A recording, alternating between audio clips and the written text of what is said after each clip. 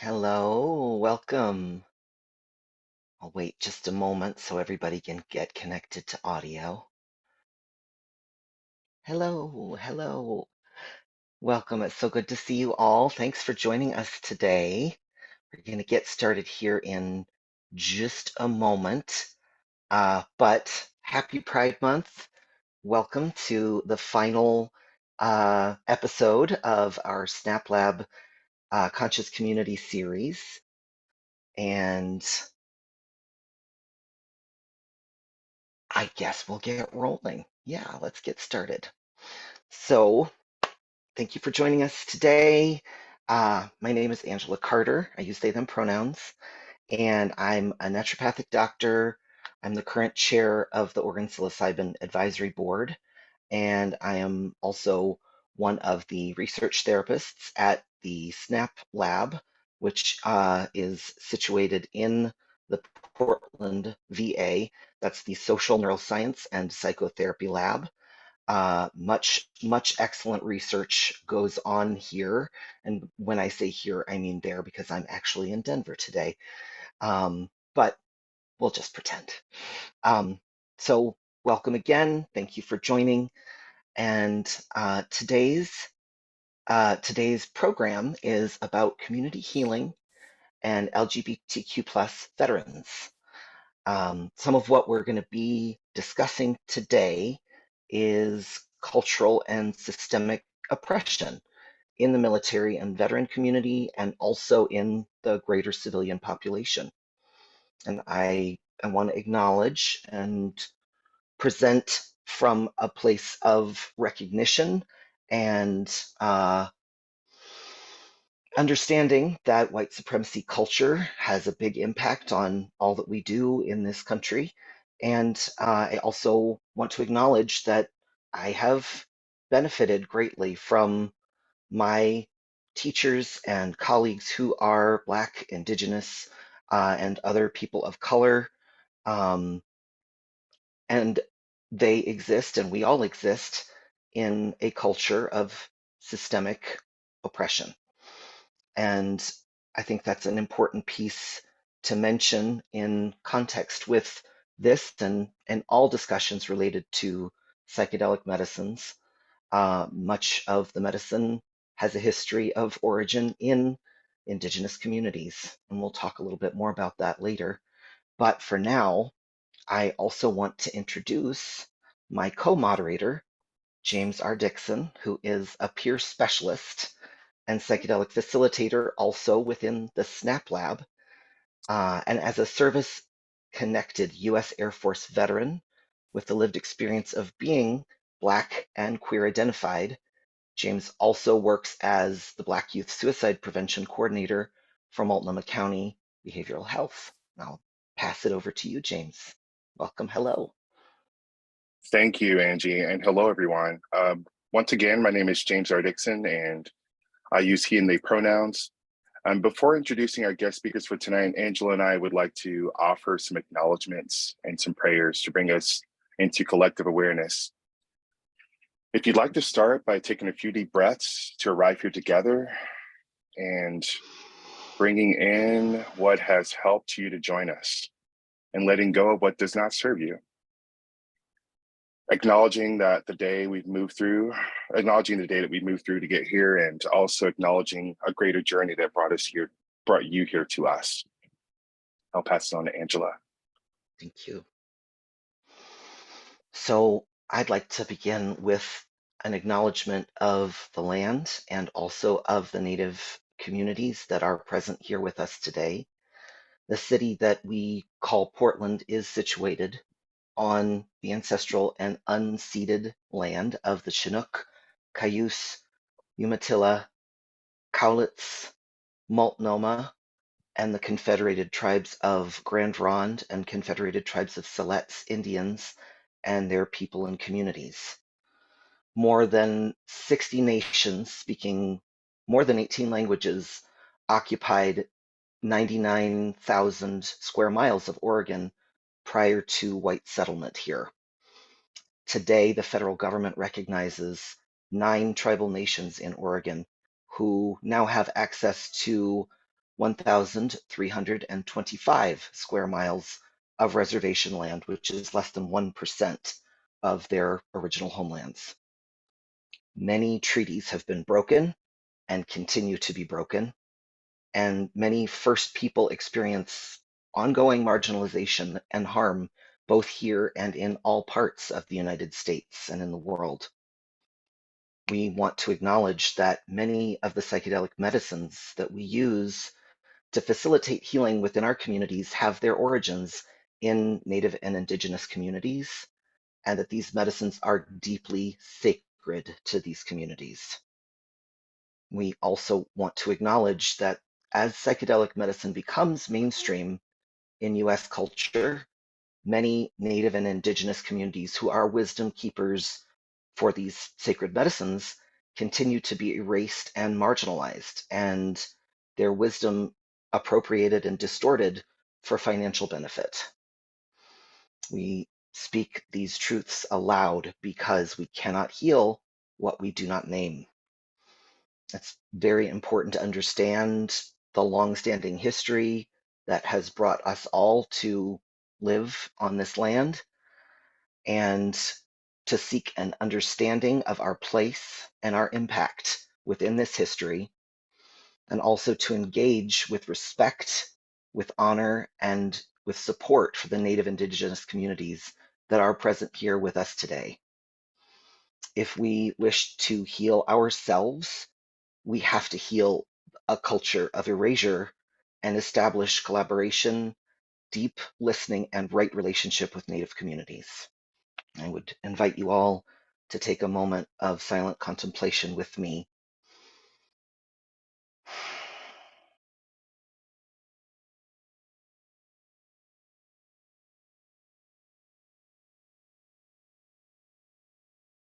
Thank you.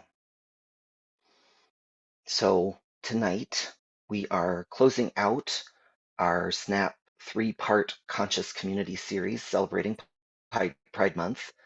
And I would like to put a call out to action that this month may be Pride Month, but we're here all year round. And this celebration of diversity and offering of access and equity within the LGBTQIA2 Spirit Plus community is not confined just to this month and moment in time.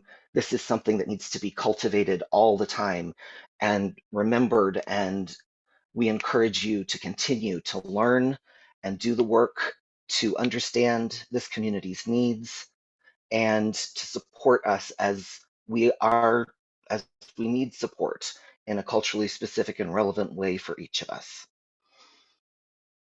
I'll pass over to you, James. Thank you. This will be a 90-minute presentation with 30 minutes of Q&A with our panelists and moderators. So we ask everyone to remain muted throughout the presentation. You can be on or off screen if you want, whatever feels comfortable to you. The chat will be closed during the presentation in order to focus our attention on our speakers, Ian and Dan. So please keep track of any questions you have for our speakers and enter them into the chat during the Q&A segment. The moderators will keep track of the questions and curate the discussion, and we may invite you to unmute and ask your question directly at that time. If you need any other support at any time, please send a chat message to one of the hosts. Last and most important, we ask that you join us in holding this space with respect, integrity, and care. Thank you.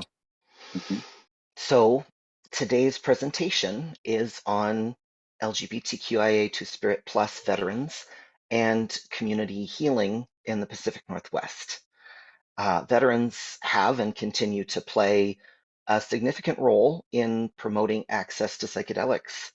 And due to a lot of systemic privileges, there is also a strong need to address a lack of diversity. And so to begin, I would love to introduce our two speakers. First, we have Ian Michael, who uses he, they pronouns. Ian is a Marine Corps veteran, an LGBTQIA plus advocate, and all-around superhero based in Oregon. With a background in psychology and a heart for supporting veterans, Ian has made it their mission to serve the LGBTQIA2 community veterans through their work at the Oregon Department of Veterans Affairs. As the LGBTQIA2 veteran coordinator and special advocate for the Appeals and Special Advocacy Division, Ian is dedicated to promoting inclusion, creating a more equitable environment, and ensuring every veteran gets the benefits they deserve. In addition to their work at ODVA, Ian is a certified suicide prevention gatekeeper trainer, an adult veteran mental health first aid trainer, and they've made it their life's work to promote mental health awareness and support among veterans and their families. Thank you for joining us tonight, Ian. Very grateful you're here. And next also is joining us Dan Friedrich, who uses he, him pronouns. Dan is a Marine Corps veteran, a research associate, and a psychedelic facilitator with the SNAP Lab. He has co-facilitated the first psilocybin psychotherapy sessions in U.S. history at the VA for an openly gay veteran. And Dan also served as a peer mentor while creating peer support services in Oregon's healthcare system, specifically empowering LGBTQIA Spirit Plus peer specialists to better support the local community. So welcome, Dan. Welcome, Ian. We're so very grateful you're here. Thank you for coming and sharing your wisdom with us tonight. And if there's more that you would like to share about yourselves, please feel free. I just wanted to kick us off with a little bit of information about each of you.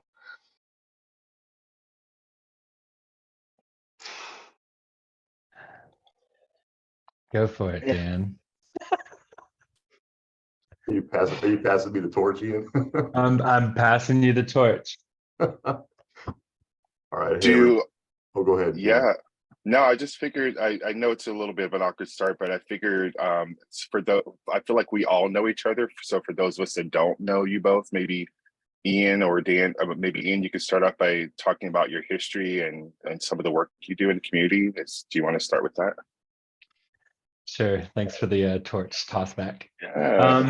And thank you for honestly, for the warm introduction, Angela. Thank you so much. My name is Ian Michael, he, they pronouns, and I am the LGBTQ veteran coordinator and special advocate for Oregon Department of Veterans Affairs. In 2017, Oregon was the first state to create this position with Senate Bill 947. So that does attest to the fact that Oregon has long recognized the unique history the LGBTQ community has had in the military, but also the history of discrimination, and has worked tirelessly to create this position, but also ensure that I have the support to provide Oregon LGBTQ veterans. My history, it's rich. I grew up in an Army family in Alabama, so I knew from a young age that I was different. But due to religion, due to the South, I knew early on that it was time to board up and stay in the closet. I joined the Marine Corps because my dad was an asshole and he was in the Army. And I said, well, I'm going to do better. I'm going to do more.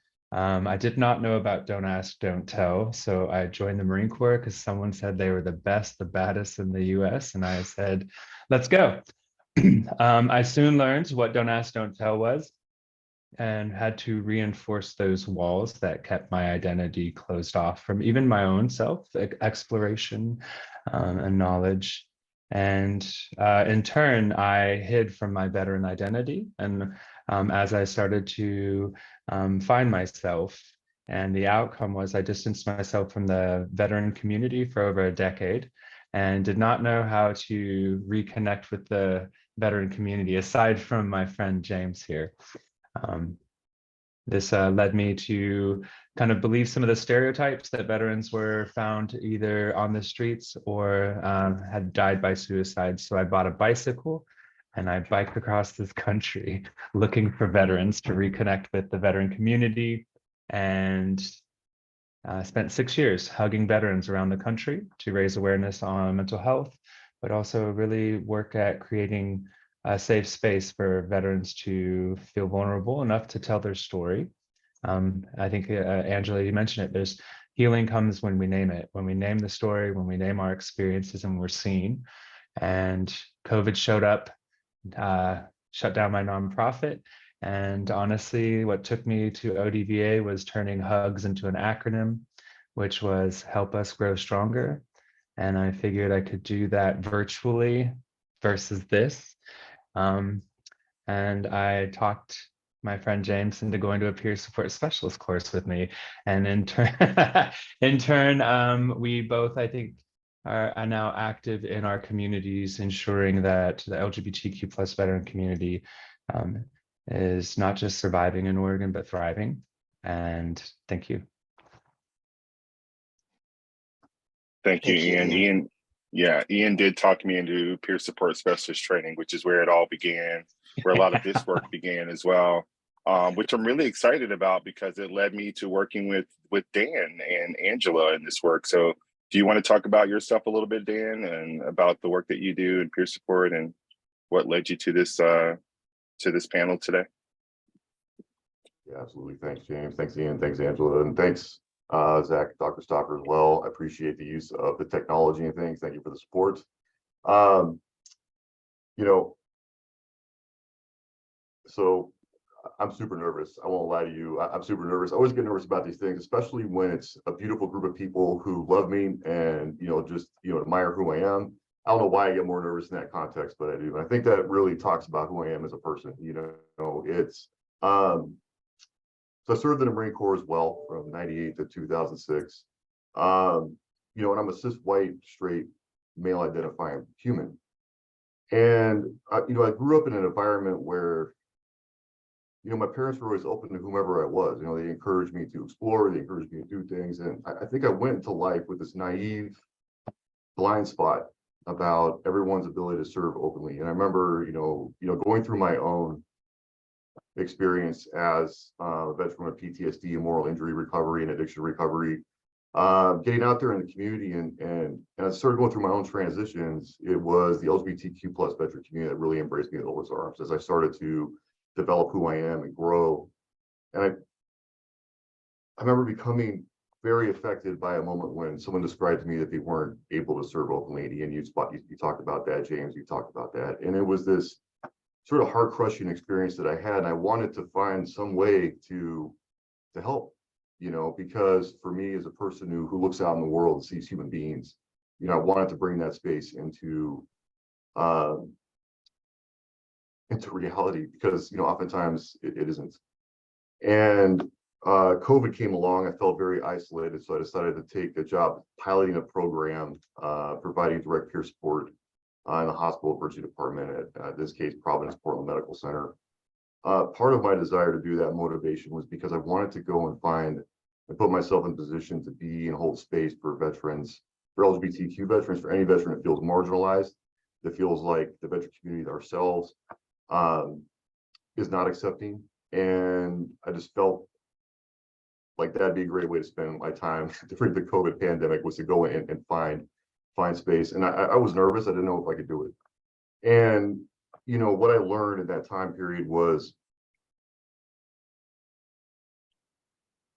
how wonderful the veteran community can be, where we're veterans, and beginning to find ways that I could hold space. And I call it like holding empty space, where who I am and my identity, I can help hold that space. I can help create space for it, definitely. But allowing people to fill that space with who they are and educate me about who they are and build my awareness and begin to heal together, and through the course of COVID, that program grew. It's now in all the Providence Portland medical centers, or I should say the Providence Tri-County hospital emergency departments. From there, I moved into doing also veteran-specific programs around LGBTQ veterans and the LGBT community that's a non-veteran as well, and started to build those programs too. I've created groups where veterans from every identity, every walk of life, every background could come together and heal. And sometimes it's a little awkward at first. And then we talked about respect, we talked about those things, but it's, once this beautiful thing started to happen where veterans started to identify with each other very, very closely. And I saw people walk away from their programming, begin to change, and I saw veterans begin to identify as a veteran and talk about themselves and their life in an open way. And then I had a thought, and this is something I think is going to be part of the conversation throughout, was what would it be like if I then like mentor other peers to do this work, to sort of bring everybody in with their identity, and then I sort of like move out of the way. And so I'm at a phase in my own journey right now where I've created these beautiful programs. A lot of people, I love them all, wanted me to continue to lead these programs, and I went, hey, you know what? Why don't I move out of the way and allow the folks who are, have the cultural identity themselves come in here and do this work. And then I step back and I mentor and nurture and provide support networks while these individuals continue to do the work that they're called to do and hold the space that they're called to hold. So thank you all. In a nutshell, that's my story.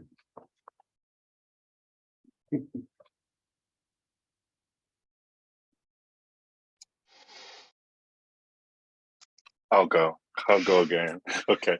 Yeah. It's great to hear you both talk. It's even though I'm one of the moderators, it just makes me want to talk about my military experience. And so, I'm also, for those that don't know, I'm an Air Force veteran. The Marines call it Chair Force. You can call it what you want, but we all do what we do. And I worked on the U-2 spy plane during my time in the service, and it's something that Dan brought up that really touched me a bit ago. It's just it's interesting how much closer I am to veterans now than I was while I was in, because I just didn't really have the capacity. I had experienced a sexual trauma when I was in the service, and unfortunately during that time I didn't really have the wherewithal to really have the support that I needed while I was in. I couldn't talk to anyone about it. I was in a predominantly male shop. I'm pretty sure I was the only queer person in the shop. There was one woman who identified as a cis female that was in our shop, and I saw the way she was treated. And so it's really interesting to be on the other side of that now.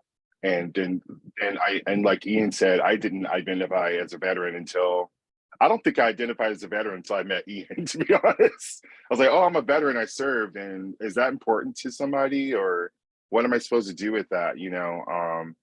I love that we can build community after the fact, especially considering the type of trauma I experienced. I wanted to find affinity groups once I started going through my healing journey, and it quickly became very difficult for me to do that.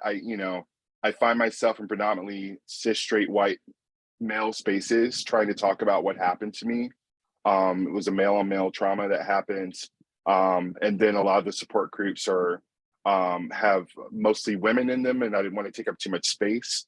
So it's been a really interesting journey, meeting other veterans who can hold space for me regardless of my identity, and just see me for who I am and allow me to be my full self. So that's something I've gained from my experience working with Dan and some of the other peers that we have on our team, but also working with Ian. So I appreciate you both.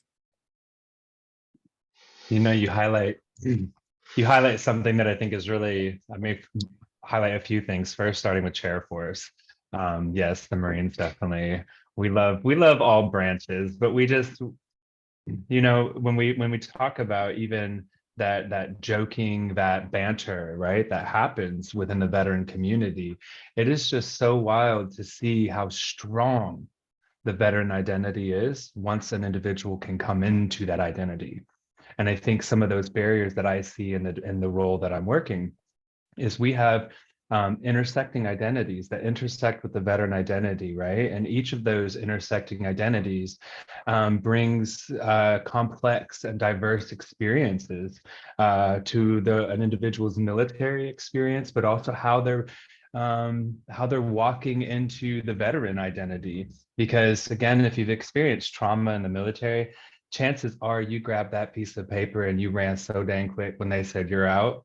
And I didn't forge signatures, but I do know some people in the Marine Corps that had some stamps because we wanted out. It was a kind of like escaping an abusive relationship. And with that, we threw our veteran identity, an identity that we otherwise should have had so much pride and in that identity.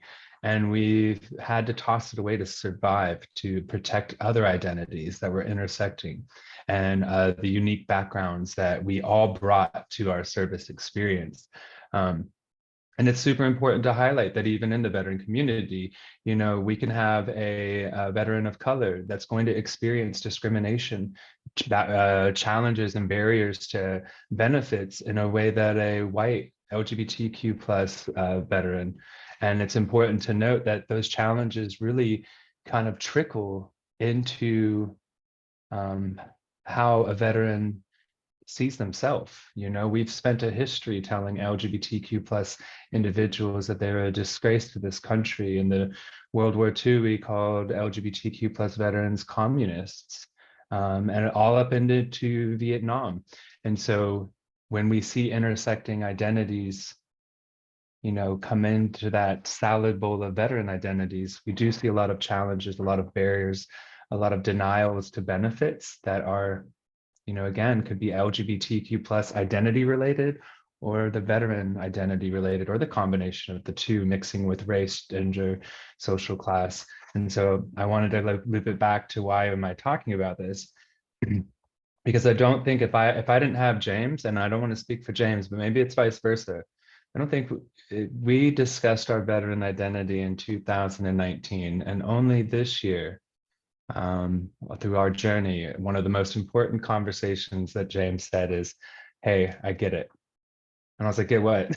What do you get?" And it was, I get the mental health journey. I get what you were going through a decade ago now, and that being seen for something that occurred 10 years ago was important. And together we've been able to really kind of break down some of these barriers that are personal between us, but also work to be staunch advocates and break down barriers and create policies that, again, help support the work that Dan's doing, the work that we're all doing at a state level, county level. And I adore you, James. Thank you. I adore you. Let's talk about support, Angela. Well, first, I just wanted to call out that hearing your stories, you all are people who experienced trauma and harm in your work, in your service. And in that experience, you all chose to take that harm and look for ways that you could find unity and connection within the veterans community, understanding that veterans are, you know, our culture has this image of the GI Joe and, you know, white cis male who is you know, heteronormative and super strong and, you know, doesn't show emotion. And that is not the reality. The reality is that veterans are all different kinds of people with all different backgrounds and identities, and all of you have come from a place of working to heal that facade and expose that veterans are all different kinds of people, and also find the unity of healing with all different kinds of veterans, and and come together to do some really beautiful work. Out of a place of hurt, you have created beauty, and I really appreciate that about all of you and the work that you're doing. And so I also wanted to just contextualize, we are here in Oregon, where we have one of the first state supported psychedelic programs. We have the Oregon Psilocybin program that provides access to all different kinds of people, definitely veterans being among them, to access psychedelic therapy for many different reasons, whether it be for healing or spiritual purposes or self-exploration. It is now available. And just for the context of the situation, I wanted to share a little bit of information about the program. Licensure has begun. Facilitators have begun getting their licenses and serving community. We have at this point 29 licensees in the state.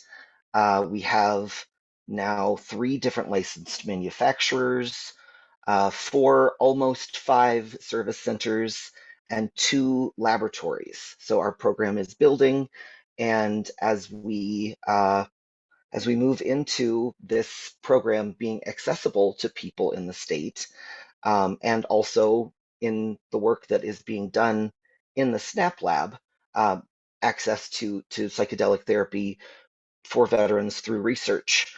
I wanted to start some conversation around um, what that looks like and um, what specific needs the veteran community will need in this growing psychedelic movement, and also what the limitations are and the challenges. So I have too many windows open. I apologize. I'm working on it here. I'm losing them. It's okay. No, no, you bring up a good Yeah. point. You bring up a good point. It sounds like we're moving towards like what support veterans needs. We're talking about peer support. So like, I mean, Mm, ultimately, doing this work with a peer model in place, for some, it's you'd be surprised how many people are allergic to the idea of having peers in the space, especially within the VA. unfortunately. But you know, I'd love to think that what we're doing, it's kind of like we're flying the plane and building it at the same time, and but the plane's flying, right? We've got wheels, right? We're building it. You know, I like to think that when you really think about the resources we have across the country, you know, we don't have everyone's needing more mental health support. We don't have the infrastructure for that, and we're needing to make that more robust. And I think it's a beautiful thing to acknowledge that lived experience is something that can really help in this journey. Personally, being a veteran and working at the VA in some capacity, I will say that not having folks that work at the VA that aren't veterans, you know, I'm not knocking those folks, but we need more veterans in that process just so we can have more cultural competency around veterans. And also just having more folks that look like us and know more about us, not just us veteran folks, but us queer folks and Black folks. I don't see enough Black peers. I haven't met another Black peer outside of the ones that we've trained, but so I'm hoping to build that access as well. And that's a really, I think that's a really important point, is the peer piece. That is, I mean, that's the work that everyone here is sort of doing and focused on. And again, with the psilocybin program, uh, it's not required to be a medical provider in order to facilitate and support psychedelic experiences. The requirement is that you have a high school diploma or equivalent, GED. And so there is not a requirement that you have a master's in social work or an MD in order to support people. And peer work really, it's a beautiful thing because it aligns so well with psychedelic medicine. Psychedelics are all about self-exploration and self-healing. It really is a very uh, self-directed, self-focused work. And you know, sitting with a physician or a therapist, it, there may be a lot of useful knowledge there, but also there may be a lot of knowledge missing. And the shared lived experience of peers is often more beneficial than a medical degree in a psychedelic healing space. Having someone who understands and acknowledges your lived experience and shares that with you, and can really understand where you're coming from, where your trauma lies, and share maybe some of their own experience of how to move through that, is incredibly beneficial. Um, and so I'm really grateful that all of you are coming from a peer perspective to do this work. Um, and so in that vein, um, I know that we have some concern around people supporting people in psychedelics who are not medical providers. And also, and I think it's more of like a safety concern a lot of the time. Um, there's concern, there's fear. This is something new, and so I guess I'd love to hear about your experience in being a peer and supporting other peers, both in psychedelic work and as in general as a veteran, um, and how you think that that work is beneficial to helping people with their healing process. Thanks, Angie. That's a really big question. I think It that is huge. Yes. is, Take it in yeah, small and bites. okay, yeah, I'll try to chew on a piece of it. I think, while y'all were talking, I was reflecting on, like my early experiences in the emergency department, and I was reflecting on my early experiences, co-facilitating the psilocybin trial thing. So it was. I remember when I was working in the ED, there was this piece. I also want to say too, I'm called to say so many things, but I also want to say that, something that's really helpful about peers, veteran peers, is that the veteran identity itself, like you said, can be put in this box of like, this is what all veterans look like, and this is what all veterans need, and this is how all veterans think. And that's not true at all. Like we're all very individual people, and so it's not a one size fits all. And I really feel like that's something that the peer uh, we at peers can really help to inform. And that happened a little bit in the hospital emergency department. I intentionally didn't tell anybody I was a veteran when I started working there. And, I remember it was day in, day out, like working with providers to help them trust that what we did, the scope of work, what it looked like, how it was helpful. I mean, the main part of my, I think, first 6 months was trying to socialize the program and help people understand that, why it was helpful. And I decided to rest on my own peer ideals itself and just ask them how they were doing. And once the staff started to feel the support that we could provide, they started to understand how we could provide support for each other, but especially as an advocate and someone who could see the nuances and hear openly, and then not put our own sort of idea or identity onto the topic that the person we're supporting is thinking about. We can just bring that in, advocate for it authentically, without our whatever going on in the mix. And I really think it's what I think in a lot of ways it helps empower the person that we're working with in a new way, helps them feel seen and heard in a way that only a peer can do. And I think at the root of it too, it's really important to have a lot of diversity in the peer population, because it really comes down to seeing someone. It came down for me too, seeing someone who looks like me, identifies like me, moving forward their own evolution and journey. And many of us can do a very good job. Like James said, it's really important to bring the peer identity and the peer profession itself into a new space where it's identified as something that I believe, and a lot of us believe, is without it, we're in a whole different space. And with it, we can get a lot of really great healing done together and continue that journey for a long time together. Thank you. Wow. I was thinking about the question, but also listening to your answer, Dan, and and even James, about taking peer support into different spaces. And, I initially, when I started at ODVA, part of my conversation was, I'm doing this, and, I'm doing peer support, I'm doing this, and I don't want to not be able to do that. And so I still believe I'm the only peer support specialist at ODVA. While I wear that hat, I wear it under the guise of veteran service officer and special advocate. And I think it is, it's very true that while lived experience isn't required to serve the veteran community, I do think as we start to add other underrepresented, marginalized identities to the veteran identity, that lived experience is really a make or break it. That lived experience can create a safe space simply by saying, oh, I served during Don't Ask, Don't Tell. That alone, like, oh, so you're probably gonna get what I'm about to disclose and tell you. And I'm always taken back to this story, and I'm not sure where I heard it, and I would love to tell everyone that I created it, this little proverb of sorts, but I didn't.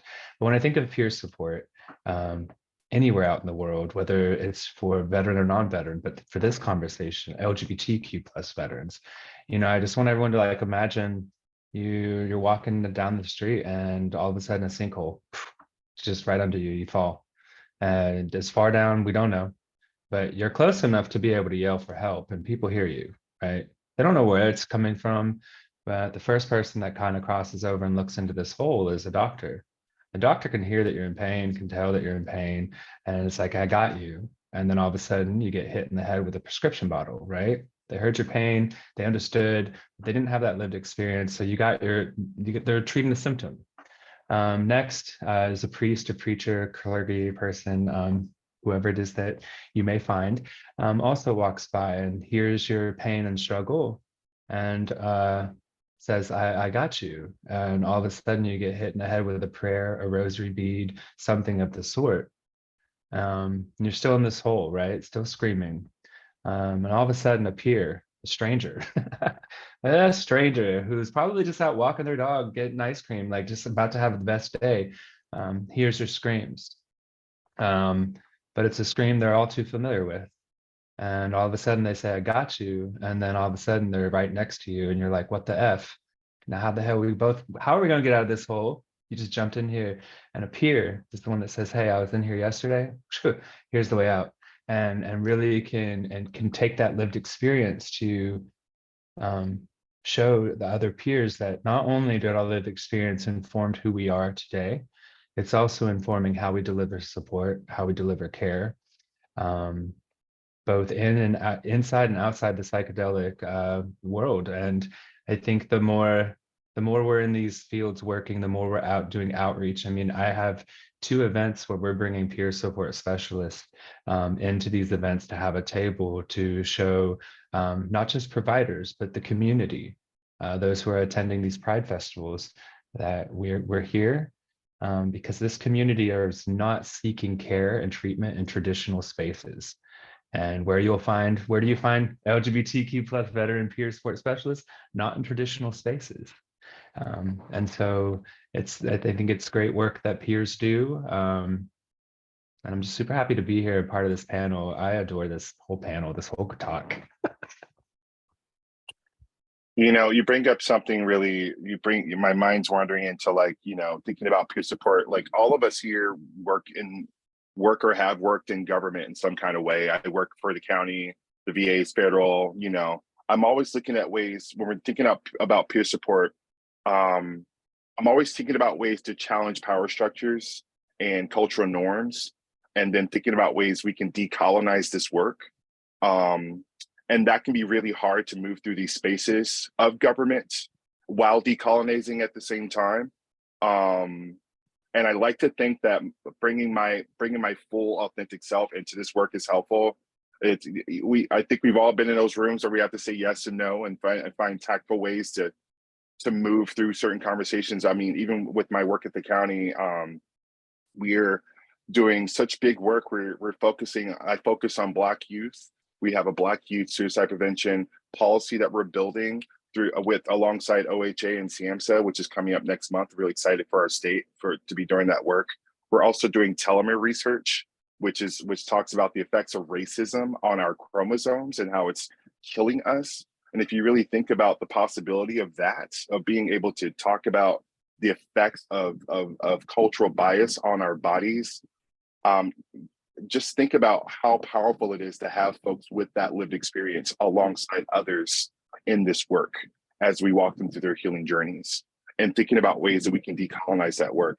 And when I say decolonize, what does it look like to have more Black queer folks doing this work alongside other facilitators? What does it look like to have more folks of color, more queer folks getting access to NIH grants and SAMHSA grants to be doing this work on a more grassroots level? If you're in a position to affect that and provide that resource for folks, please push that along. Not just pushing that along, but having folks in the room as early as possible. One thing I bring it up at every one of our meetings, but one thing I loved about the SNAP lab is that when we got together, we're just like, what kind of practice do we want to build together? Who are we as a collective? How do we want to build this work together? I think that's a way we have to really think about this, especially when we're talking about doctors and peers and the role confusion the role confusion that might come with that. We don't want to discriminate by excluding people from this work. And we also have to think about that lived experience is also really valuable as we move through it as well. Yeah, thank you. James, thanks, Angie. No, no. James, while you were talking there, I thought about this piece about building the programs and about doing that part, and something that I encountered in my own experience was sort of being handed a project idea and someone saying, hey, could you build this? And let's say it's for LGBTQ veterans in this case. And I'm like, can I bring some LGBTQ veterans in here? And we build it from the beginning to the end. I think what becomes really important in peer space is we just naturally understand that piece. Hey, now wait a minute. If my peers are going to be benefiting from this, then I like my peers in the room to talk about what this program is going to be like from start to finish. And then, I've got my role. I can help build this thing. However, the people are going to be working the program. The people that's going to be supported by the program need to be there from the start to finish, and be working that program and be part of it. Yeah, I think that's a really important point, and I'd love to hear if you have any other thoughts on bringing the peer work and the psychedelic work into healing for veterans. Are there any other barriers that you've bumped up against, or any other pieces that you've learned in the process of doing the work to get this work available, that you'd like to share with folks to help them understand how to deconstruct those barriers? I Well, would like yeah, go ahead. You go ahead. because I'm not really going to highlight the psychedelic part, but I am going to kind of highlight what I think one of the most massive barriers that I'm encountering in my work, and that is the discharges that occurred due to Don't Ask, Don't Tell, where individuals were discharged for their sexual orientation. Over 115,000 individuals were discharged from the ranks. And I bring this up because, for me to even think peer support and psychedelics for some of the LGBTQ plus community, I'm like, we have to first, when we're thinking VA and benefits, I have to first get them acknowledged as a veteran. I have to file a discharge upgrade. I have to get all of this paperwork in line to just give them a shot at accessing the veteran identity and the benefits that come with it. And so I think when I'm thinking, how do we bring this and merge this and bring this space into one, is one acknowledging that there is this massive barrier that is keeping the LGBTQ plus veteran community from even stepping forward into this space, not even asking for benefits. I saw one DD 214, and it still breaks my heart because when they sent the copy over, there was this fold at the bottom. It was like a Xerox copy, so from back then. And that was the copy the veteran was turning in for jobs, because if you unfolded it, it said homosexual in lieu of court-martial, and everything else said honorable service. And so we even have a veteran who has never accessed a benefit that by all means could, simply by the rhetoric. So for me, when I think of this community in this space and merging psychedelics, I think it's this knowledge that it's going to take the village to really start to rewrite some of the wrongs that even keep most of my clients from accessing VA benefits right now. So maybe even stretching on ideas. Sorry, it's my dog. She found her bone. Stretching, expanding on ideas of what do we do in the case that a veteran is in need of psychedelics, healing and alternative treatments when they're not acknowledged as a veteran. What pathways could we have or could we create, either inside of VA, inside SNAP Lab, or with other agencies to kind of break down the massive barrier? Mhm. I think it's important to note, mostly because we have a lot of folks chiming in from across the country. We're really lucky to have the resources that we have here in Oregon. I just want to highlight, not to throw you out there, Ian, but you and one other, I think Washington has a VSO with a position like yours. So what can folks do? Talk to your representatives. If you don't have a person in your state that is in place to help queer folks receive the benefits that they need to receive, work on that. Talk to the right folks. We have a peer support program here in Oregon where we can get folks going through the training. We can get them trained. We can get them peered, get them certified.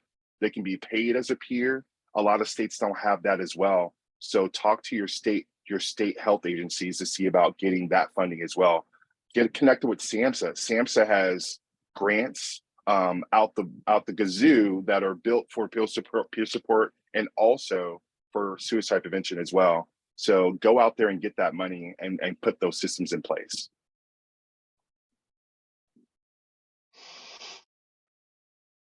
And I'm looking at the time and Oh, it's almost recognizing time for Q&A, huh? it is. I I think that was maybe we looking. can. We got Well, it going.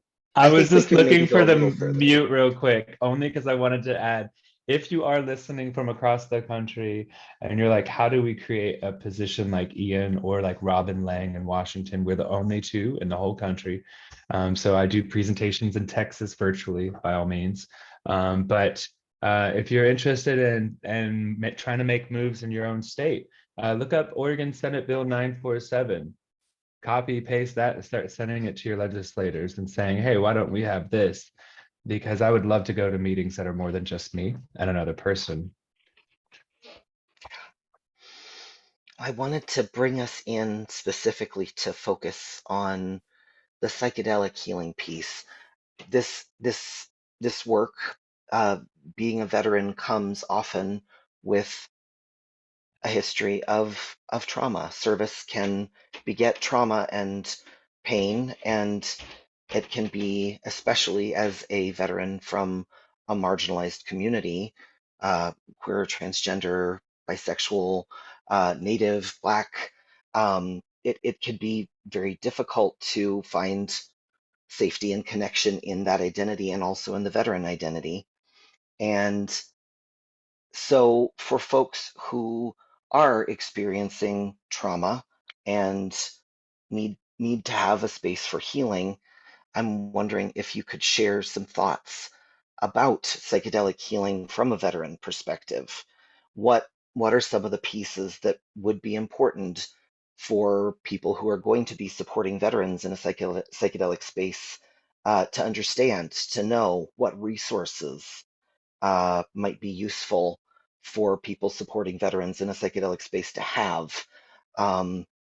And where can they go to get advice and support in the work that they're doing to help veterans heal, especially veterans who have intersectional identities that are marginalized?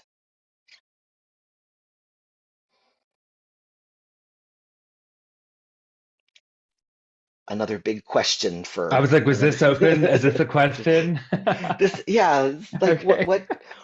what do you want people in community to know who are going to be supporting veterans in a psychedelic space, especially veterans who have intersectional marginalized identities? What would you like them to know so that they can offer really excellent support to the veterans in their care? Hmm. I just think when you're asking that question, Angela, how important it is to understand um, the varying and diverse identities that make up the veteran community first and foremost, um, and then really kind of for me, I think about like how do we bring that into the space is, I have this program that is kind of because I don't want to, ODVA is a large agency, but inside this program, due to the just historical and negative impact on this community, I've gotten a lot more range to serve and support the LGBTQ plus veteran community. And I think when we're supporting the individuals, that lived experience is going to be massive. And that's just from my own, is going to be massive. And that's not just with the veteran identity, but also having cultural humility around different identities and how those different identities um, and traumatic experiences around those are forcing our community into non-traditional spaces to seek care and treatment. And it's like really important that we understand that we may find someone seeking psychedelic treatment to help heal. Before I went and I was like, I've been on the fence about what do I say? How do I say this? I work for the state. Oh my shit, I'm scared. Like, can I even say that I've gone on my own journeys with psychedelics to heal? Well, fuck yes, that's just what it is, right? Because my journey to travel and hug around the country started from an ayahuasca ceremony in like outside of a Mayan temple in 2012. And that was the life-changing, that's what I had prayed for and didn't even know I was praying for. I needed some sort of relief. I needed to feel okay. And I don't really know how and why I got the relief and why I felt okay, but it was enough to take me on the next journey through my healing process. And, you know, while I may not be active in psychedelic treatment today, it's not off the table for tomorrow, but that lived experience has helped me have conversations with my clients around their mental health. And when they're like, I'm not going to the VA, be like, hey, there's other options. Have you heard about peer support with NAMI Multnomah? Have you heard about Snap Lab? And just having those brief moments to educate, and the sigh of relief when they know that they can now talk about psychedelics, when they can talk about meditation, and they feel safe to have those conversations with me. I think it's something that every provider, anyone working with this veteran community should just be aware of, and be that alternative space, be that non-traditional space, even if you're sitting in a traditional setting, be what this community needs to help heal this trauma. And I do think psychedelics is a large part of healing the long-rooted trauma that impacts a lot of our identities. I hope I answered that question. I think you did, Yes, Ian. thank I you, think you Ian, did. for sharing that vulnerability. That was beautiful. And I think it's really important for those of us who feel safe and able to do so to be open about our experiences, because the more that we talk about it and share our healing processes, the more people will hear and understand the viability and the importance of this medicine for healing, and the more it will be destigmatized. I think, Angela, that's the piece that Ian, while you were talking, I'm just extrapolating what you said, so I'm just going to repeat some of the things you said, I think. But it's this piece of like, a fear that, accessing psychedelic assisted therapies could add a layer of stigma, and having a safe community for, folks who are, um, using psychedelic treatment to heal, having a safe place for them to land that understands them and can talk about it openly without that layer of stigma. And I think that's why it's important. Like, one thing that, now in my life's become almost the most important thing is to try to find ways to grow that inside the peer community that exists. Thanks for the shout out for NAMI Multnomah. While I don't work there currently, I had a big role in creating peer support programs there. And something that I felt was really important before I left was to seek out, hire both LGBTQ peer support specialists, also folks who are open and have had their own psychedelic experience too, just to sort of build a framework around a safe landing zone for veterans who are using psychedelic assisted therapies as part of their journey and recovery and just healing. And I think that in that small way, I think there's things that we can do that may not be formal yet or formalized yet, but there's things our community knows, and peers usually are very open to saying, yes, I'll completely integrate that into what I'm open to and what I'm providing, and start to hold space in that way. So I think that, like anything, like having a safe and restorative community to fall back on and to talk about, integrate with, I think is really important.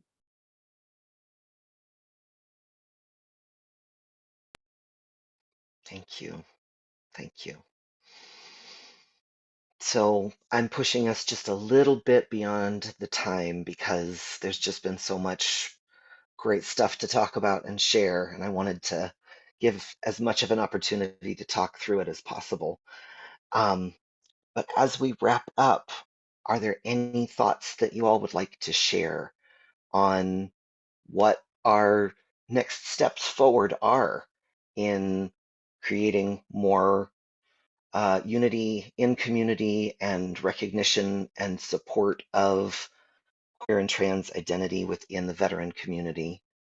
And how can this community put its best foot forward for supporting marginalized community members, specifically in the queer, trans, intersex, the LGBTQIA Two-Spirit Plus community.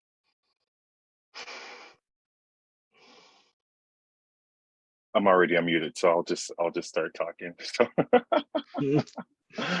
I love where this conversation has gone, and something that came up for me. We have to normalize these conversations around mental health first and foremost. We have to normalize conversations around trauma, about what people have experienced, and especially when it relates to veterans, queer veterans. A lot of times we don't know who we can talk to, we don't know who we can share with, and I find myself running into peers that we're teaching that don't realize how much value they have in this work. And that's something I wanted to pass along, is that none of us are broken. None of us need to be fixed in any type of way. And we have value to offer in this work. You can be a peer just by being out in the community. You can be paid to be a peer. You can, you can do all types of things with this work. But first and foremost, know that you belong here, and know that there's a place for you here, and know that there's support for you and the veterans that you support.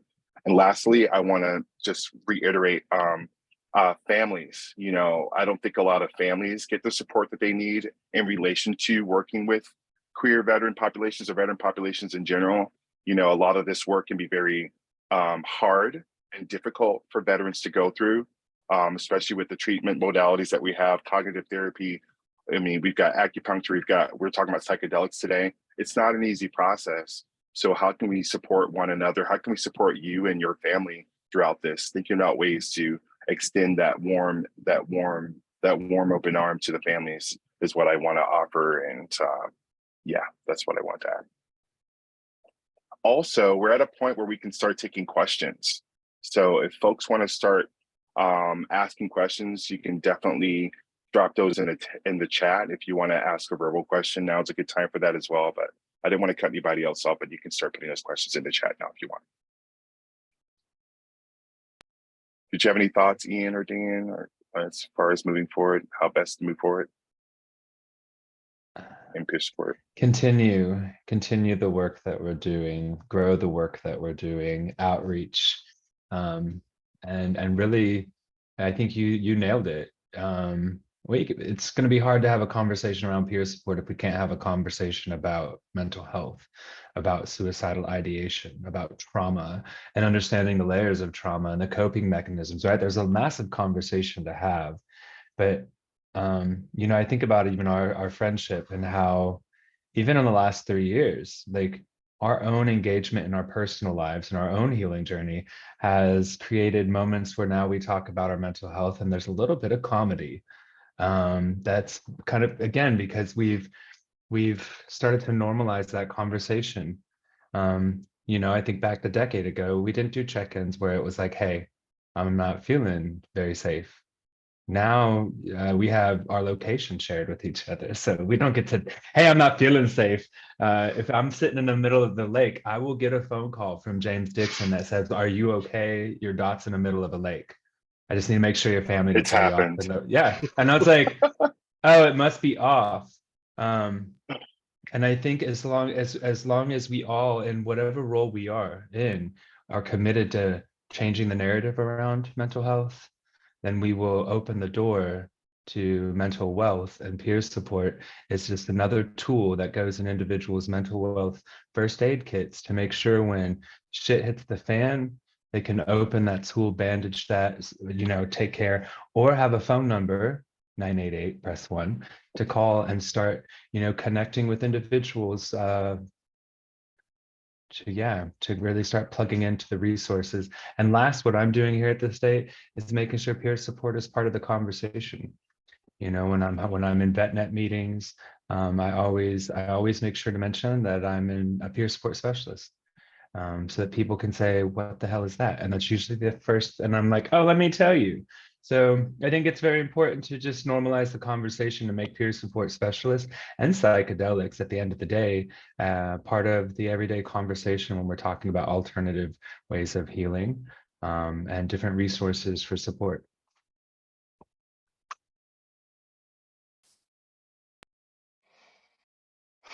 Thank you.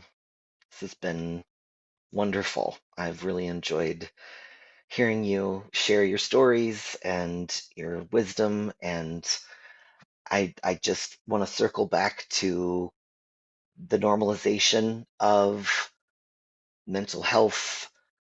I mean, mental health concerns are a part of so many people's lives, and especially for folks who have experienced significant trauma. I think that that normalization is so important, and also the piece about family. And family is a lot of different things. Family is not necessarily just your blood relatives. In the queer and trans community, we often make family of each other because maybe we've lost connection to family that is genetic. And those family bonds within our own community are just as tight and just as important. And bringing that into the psychedelic piece, psychedelic healing has been traditionally and is still a community process. It is not a healing of one person in isolation. It's not a pill and now you're better. It's an expansion of understanding that you are a part of a broader community and that you do belong and you do fit, and there are people who will support you and love you in your healing process and heal along with you. I think I'm particularly fond of the Snap Labs work in group settings. I think that that's a really important piece, that we all sit with each other and recognize ourselves in each other and heal together as we see each other. And so just loving all of the conversation around that. Thank you so much. And I see some lovely resources being dropped in the chat, and a question. Um, so there's a Fireside Project is a psychedelic peer support line. They actually have a veteran peer support program that is in development. So if you call Fireside, either if you are in a psychedelic experience, supporting someone in a psychedelic experience, or integrating a psychedelic experience, you can call up and there will be someone there with lived experience who can support you.